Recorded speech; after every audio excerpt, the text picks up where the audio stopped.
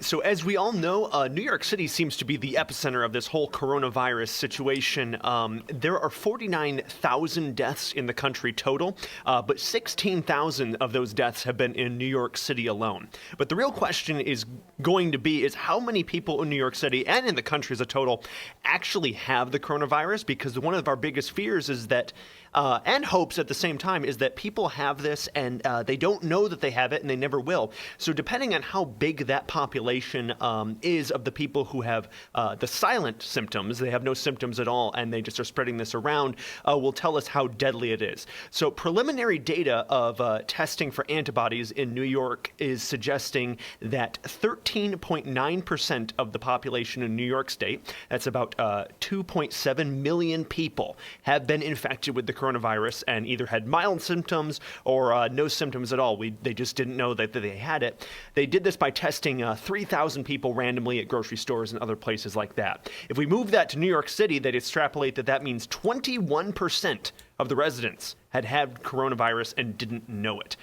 So that's 1/5, which would dramatically bring down the death rate. It wouldn't bring down the deaths. The deaths would still be 16,000, which is a tragedy. But it would mean that this is a lot less deadly than we had previously thought. There is a concern. I mean, you do have to take this with a grain of salt. It is extrapolated data. It is just 3,000 people, and then we expand that. What if that represented the entire state?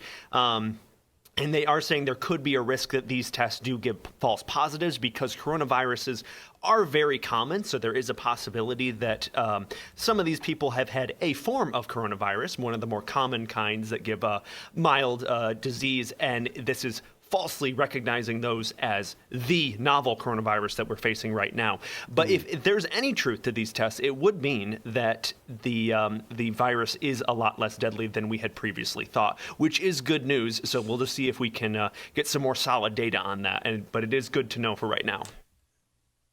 Now, there's also some indications that it doesn't they don't know how long you tell me if what the deal is on this. I may be wrong, but the way I understand it is that they feel like that creates immunity to a certain extent, but they don't know if the immunity is going to last a month, a year, 10 years. They have no idea about how long that could last. Is that right? Yeah, that's a real question that people are having. So like with the flu, you can get it every year in theory. Most people don't, but it's not like once you get the flu, you're never going to get it again. So that's going to be the question. Is it going to be like the flu where every year you have to ready your immune system for it? Or is it something like the chicken pox where usually you get it once and then you never get it again?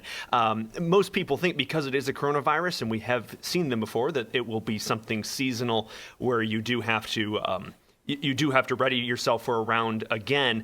There have been cases where people say, someone had it and then they get it again. I don't think, based on what I've read about those situations, it's not so much that they get it again, it's that it never completely left their body. So it's not like, it's more of a relapse than a reinfection per se. Hey, remember to click the subscribe button right here on the screen. And don't forget to hit the notification bell so you'll be notified when new content is added. And more importantly than anything, you don't want to miss all 3 live hours of Financial Issues every day from 9 to noon. And you can watch it on FISM.TV. That's FISM.TV.